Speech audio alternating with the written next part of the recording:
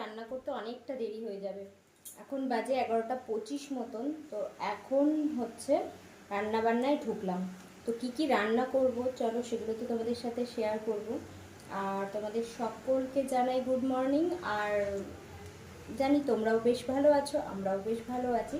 তো এখন সকালবেলায় আমাদের রোজের চিন্তা হলো কি রান্না হবে। তো রান্নার অনেকটা আমি স্নানের আগে গুছিয়ে রাখি। তো স্নান পুজোটা করে নিয়ে তারপরে আস্তে ধীরে রান্না করি। তো এখানে দেখো লাউ কেটে নিয়েছি, তো লাউ করব। আর এখানে রয়েছে বেশ কিছুটা সজনে ডাঁটা। এই যে কালকে দেখিয়েছিলাম তোমাদের সজনে ডাঁটা, সেই সজনে ডাঁটাগুলো কিন্তু বেশ কেটে নিয়েছি। আর কাটার পরেও দেখো কতটা চওড়া রয়েছে সজনে ডাঁটাগুলো, এতটাই মোটা মোটা।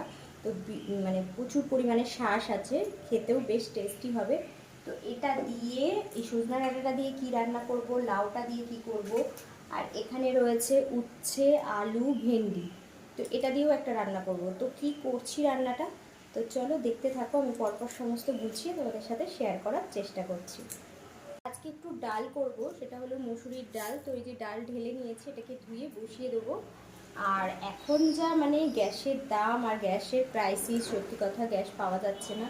তো ওই জন্য চেষ্টা করতে হবে যতটা তাড়াতাড়ি করে কেটে গুছিয়ে ঝট করে রান্না করা যায়, তাহলে গ্যাসটা অনেকটা সাশ্রয় হয়। এছাড়াও আমাদের ইন্ডাকশান আছে, ইলেকট্রিক অনেক ধরনের জিনিস আছে, কুকার আছে, তো সেগুলোতে করলেও গ্যাসটা কিন্তু অনেকটা বাঁচে।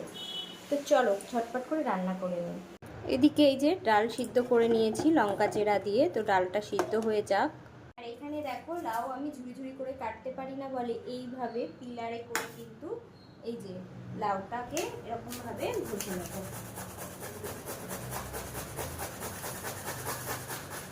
দেখো কত তাড়াতাড়ি এক টুকরো লাউ ইয়ে হয়ে গেল। তবে সাবধানে করতে হবে যাতে হাতটা না কেটে যায়।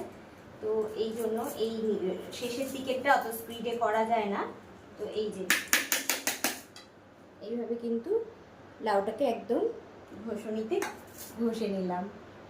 তো এই যে দেখো এখানে এরকম এতটা পরিমাণে লাউ ঘষে নিয়েছি। তো এই লাউয়ের ঘন্ট হবে, লঙ্কা চিড়ে নিয়েছি। আর এখানে আরও কিছুটা লাউ আর সজনে ডাঁটা দিয়ে ডালটা করব, আর সাথে করব ভেন্ডি আলু ভাজা।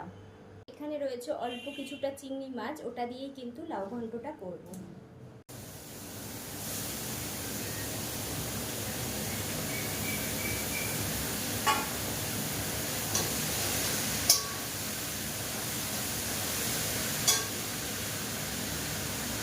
তো চলো রান্নাবান্নাটা পুরো কমপ্লিট করে নিই। দেখা হচ্ছে আবার অন্য কোনো ভিডিওতে। ততক্ষণের জন্য সবাই ভালো থেকো, সুস্থ থেকো, টাটা।